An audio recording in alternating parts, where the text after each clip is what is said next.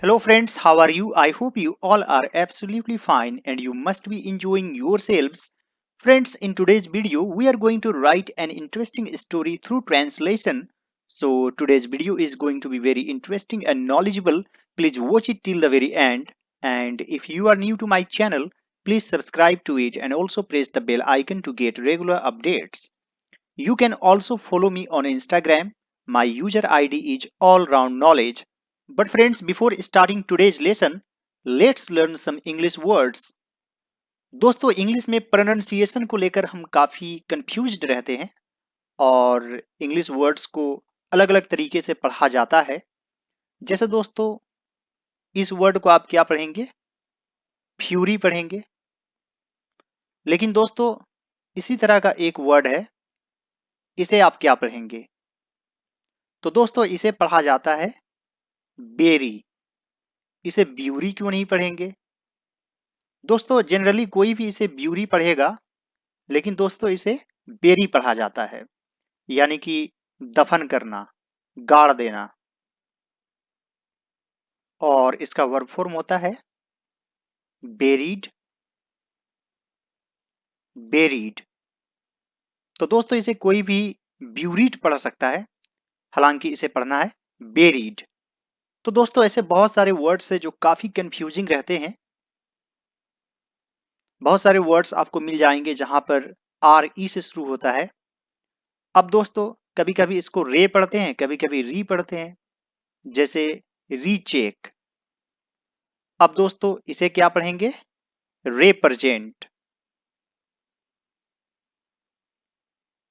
तो यहां पर री, यहां पर रे, इसका कोई खास रूल्स भी नहीं है, तो आपको हमेशा वर्ड्स देखने पड़ते हैं। इसे रिप्रेजेंट पढ़ेंगे और इसे रीचेक। उसी तरह दोस्तों कभी इसे प्री पढ़ते हैं, कभी इसे प्रे पढ़ते हैं, जैसे प्रेपोजिशन, प्रेपरेशन, उसमें प्रे से शुरू होता है। और बहुत जगह में हम लोग इसे प्री भी पढ़ते हैं और इसे भी प्रीपेयर पढ़ते हैं।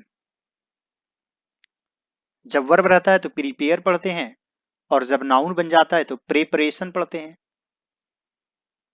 तो इस तरह के बहुत सारे अलग अलग इंग्लिश रूल्स होते हैं। उसी तरह दोस्तों कम, कभी कॉम पढ़ते हैं, कभी कम पढ़ते हैं। उसी तरह दोस्तों कन, कभी कन पढ़ते हैं, कभी कॉन पढ़ते हैं, कॉन्वर्सेशन। और बहुत जगह में फिर कन पढ़ते हैं, कंजंक्शन।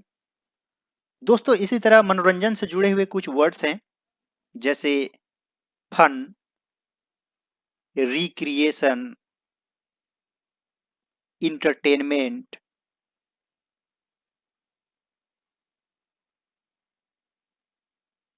अम्यूजमेंट,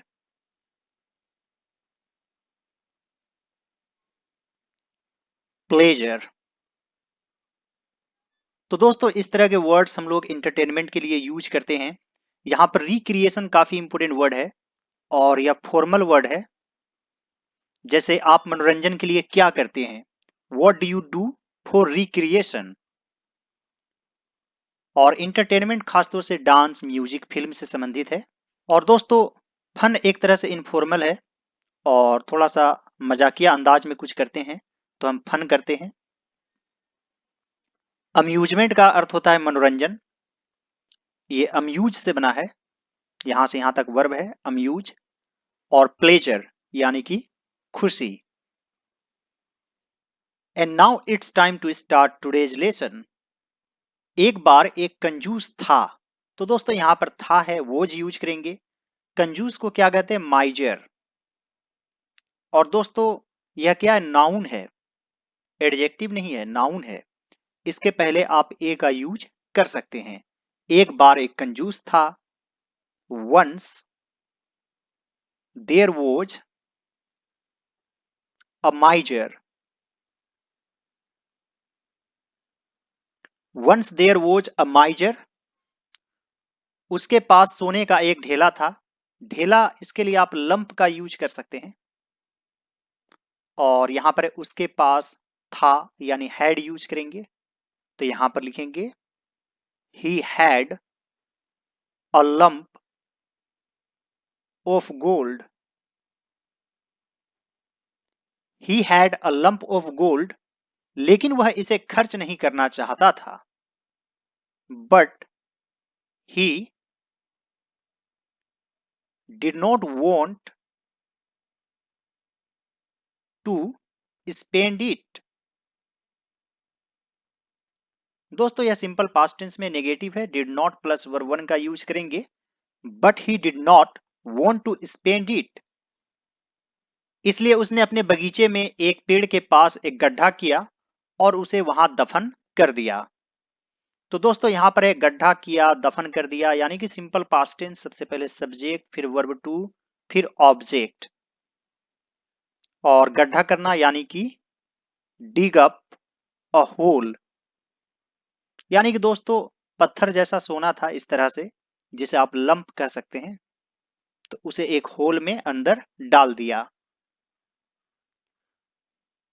तो यहां पर लिखेंगे सो ही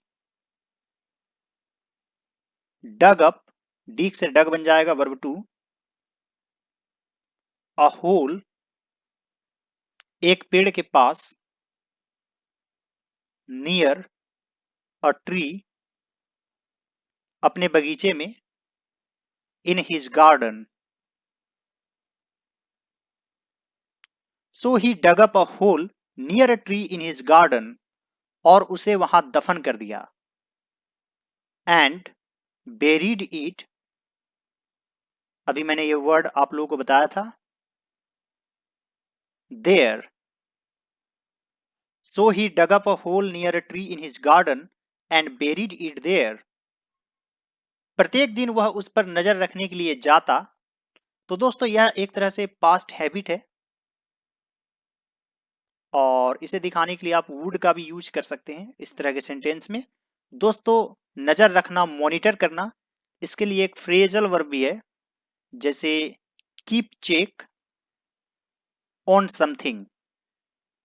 कीप चेक ऑन समथिंग यानी कि नजर बनाए रखना। तो प्रत्येक दिन यानी कि एवरी डे वह उस पर नजर रखने के लिए जाता। He would go there to keep a check on it. यहां पर आप ए यूज कर सकते हैं। Every day he would go there to keep a check on it. वैसे दोस्तों नजर रखना के लिए keep an eye on something भी होता है, तो आप यह भी लिख सकते हैं every day he would go there to keep an eye on it. उसके एक नौकर ने यह देख लिया, यानी कि एक तरह से नोटिस कर लिया। तो यहां पर है उसके एक नौकर ने, यानी कि वन ऑफ हिज सर्वेंट्स। दोस्तों इसे प्लूरल फॉर्म में लिखना होता है, यानी कि उनके पास बहुत सारे नौकर हैं, उनमें से कोई एक। जैसे one of the best books, one of the best films, one of the biggest countries in the world. तो इस तरीके से प्लूरल फॉर्म यूज करते हैं। One of his servants noticed it, वह चुपचाप वहां गया और गड्ढा खोदकर सोना निकाल लिया। चुपचाप यानी कि क्वाइटली। तो यहां पर लिखेंगे he went there, simple past tense में है, क्वाइटली, और गड्ढा खोदकर सोना निकाल लिया। तो यहां पर आप लिख सकते हैं dug up the hole and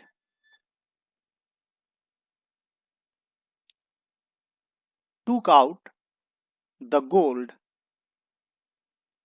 He went there quietly, dug up the hole and took out the gold.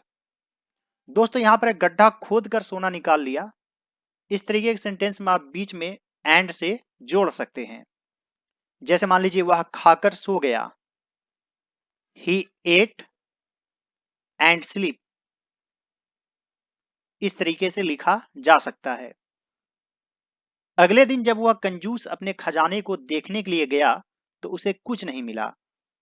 अगले दिन यानी कि द नेक्स्ट डे, when यानी कि जब वह कंजूस अपने खजाने को देखने के लिए गया। The माइजर went to see his treasure। तो उसे कुछ नहीं मिला, तो के लिए कोमा दे देंगे। he found nothing। मिलना का फाइंड होता है और फाइंड से फाउंड बन जाएगा। The next day when the miser went to see his treasure he found nothing। वह जोर जोर से चिल्लाने लगा। he started या फिर began to cry loudly। he began to cry loudly। उसकी चिल्लाहट को सुनकर उसका नौकर दौड़ते हुए आया और पूछा। उसकी चिल्लाहट को सुनकर listening to his cry उसका नौकर his servant दौड़ते हुए आया came running और पूछा and asked। listening to his cry his servant came running and asked। क्या आपने कभी कोई अपना सोना खर्च किया है? यानी कि present perfect tense.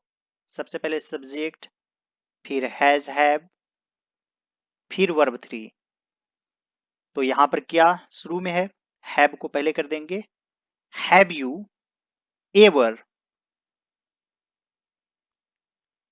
Spent any gold of yours? या फिर आप यह भी लिख सकते हैं any of your gold. Have you ever spent any of your gold? कंजूस ने कहा नहीं, इसे देखने से मुझे खुशी मिलती थी। तो यहां पर लिखेंगे द माइजर रिप्लाइड नो। इसे देखने से मुझे खुशी मिलती थी, तो आप यहां पर लिख सकते हैं looking at it made me happy.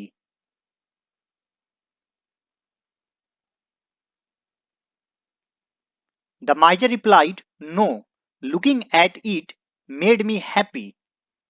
आप एक सेंटेंस को अलग अलग तरीके से लिख सकते हैं। जैसे आप यहां पर यह भी लिख सकते हैं नो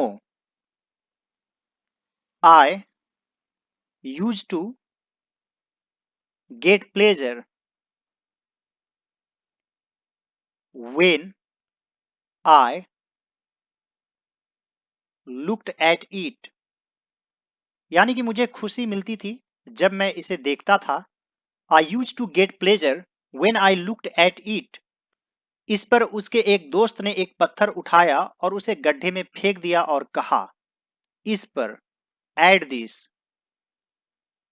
उसके एक दोस्त ने वन ऑफ हिज फ्रेंड्स एक पत्थर उठाया पिक्ड अप अ स्टोन और उसे गड्ढे में फेंक दिया and threw it into the whole.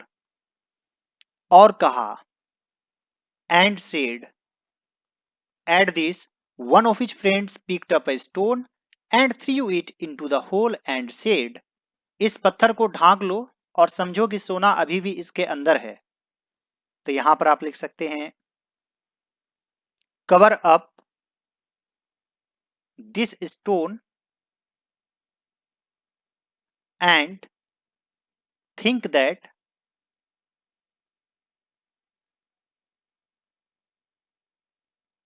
The gold is still inside it. Cover up this stone and think that the gold is still inside it. हमें अपने संसाधन का सही वक्त पर इस्तेमाल कर लेना चाहिए. We should use our resources